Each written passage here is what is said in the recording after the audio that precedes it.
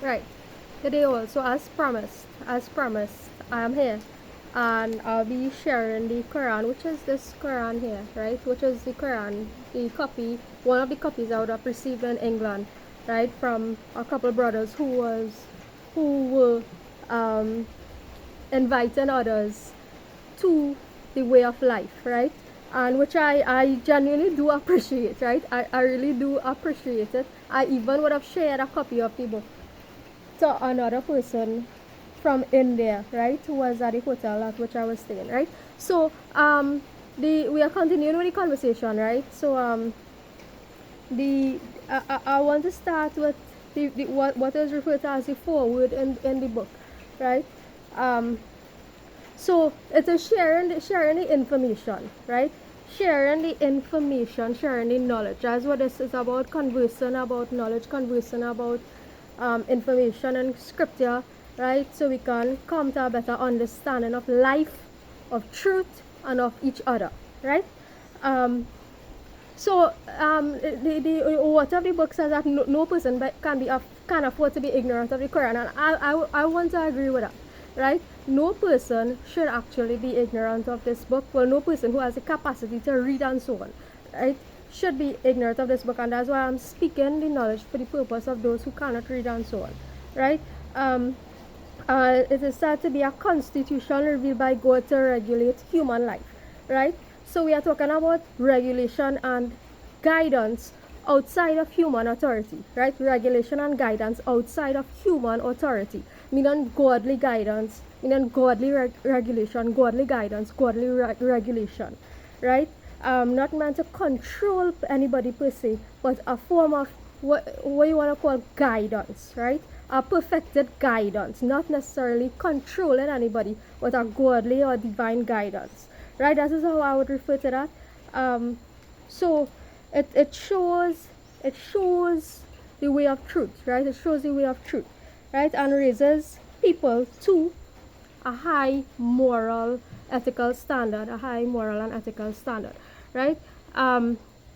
So it is said that one should strive to understand, strive to comprehend these teachings, right? Everybody should strive to comprehend the teachings of the book, right?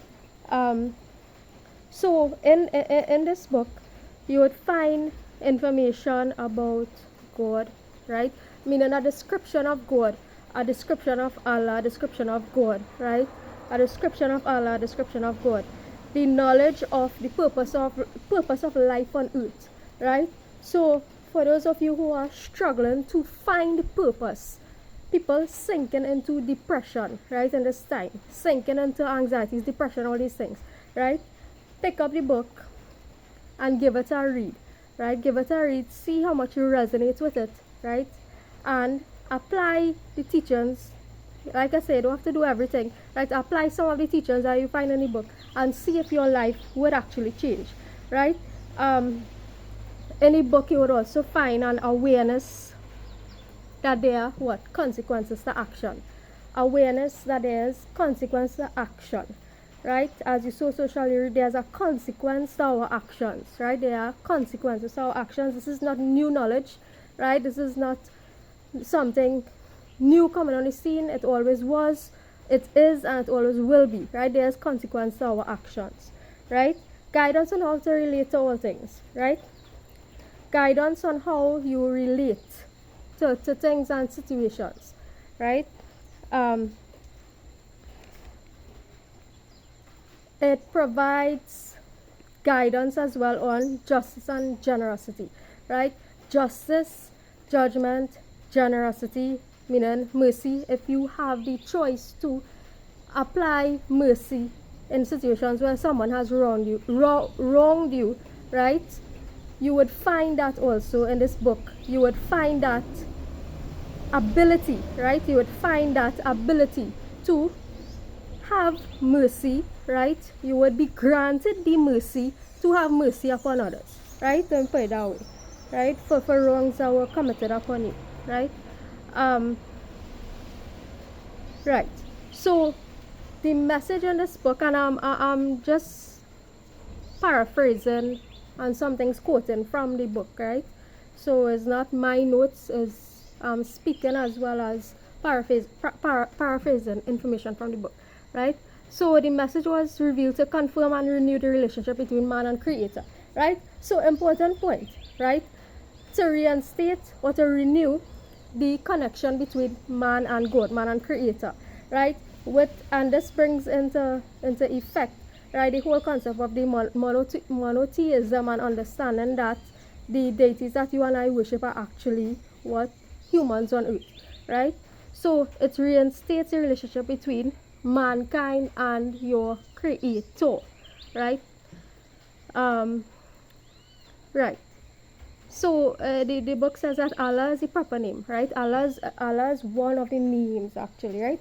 So Allah is one of the names for God, right? And it is applicable to creator and sustainer, right? And I would also say dissolver of all things, because none of us are immortal, right? None of us are immortal. So it's applicable, Allah is applicable to, or God, meaning God in its entirety, is applicable to creator, sustainer, and dissolver of the universe, right?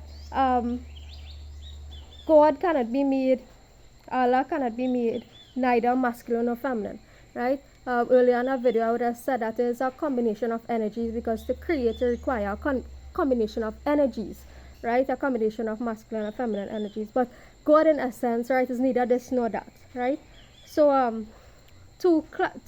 right. So the objectives of this work is to simplify and clarify, right? Simplify and clarify the language. So if this book was originally written in Arabic, right, is to understand that everywhere in the world has a particular language, right? Everywhere in the world has a particular language, right? And the only actual language is the language of righteousness. So it doesn't really matter what language this book is written. You don't really at this point have to go back and delve back into the whatever archives unless you really want to do it.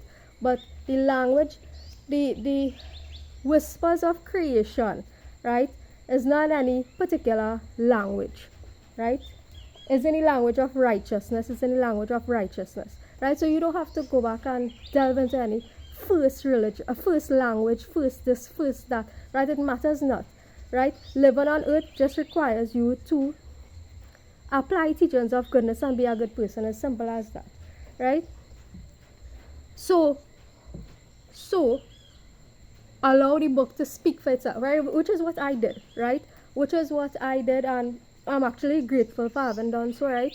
Allowing the book to speak for itself, right? And what? Allowing the book to actually be my judgment, right? Allowing the book to judge me whilst I was reading it, right? So I would have read it like 3 times, right? So I allow the book, right, and go through the book to judge me, right? And I am eventually here teaching the information, right? So good.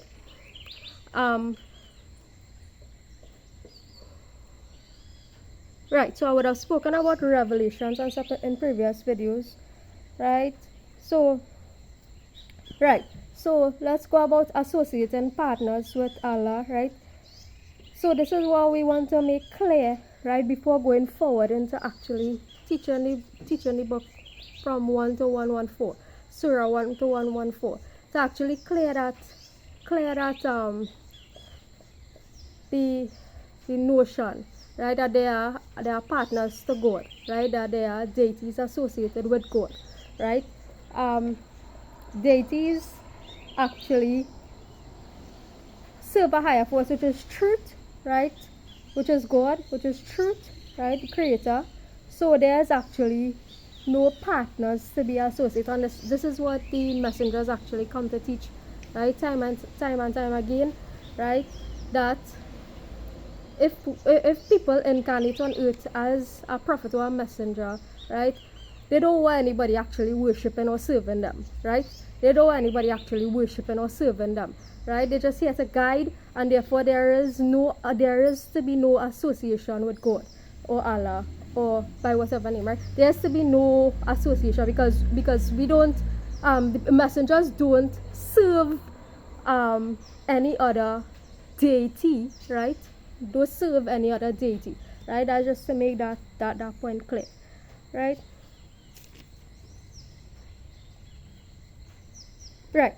So the other parts I would have shared in previous videos, this meaning these things being that your belief in God must be free from certain things, which is distortion, suspension, qualification, and comparison. Right? So I would have shared those things in previous videos. That's why I say to just look at my videos from speak going upwards, and you will have a clarity in understanding these teachings, which I'm going to reinforce going forward in time, and ultimately all success is from God or Allah. All success is from God or Allah. Right? So whatever you achieve in this life, right, you place that at the metaphorical feet, right, is a metaphor. When you're saying to place something at the feet of God is a metaphor, right? You don't, like, offering flowers, leaves, all these things is but nothing but metaphors, right? It isn't necessary, right? It is all but metaphors, right? All these things are already existing in nature, and it doesn't require you to go and actually pick an actual flower, right? So your devotion should actually be reflected in your actions, right? Your devotion, right, to God should actually be reflected by your actions, right, towards your other fellow human beings on earth, towards your family, towards your friends, whoever it is, right? Your actual devotion should be associated with that, right? So just clarifying certain things, and well, tomorrow Surah 1, right, and we move forward from there. Good. Right.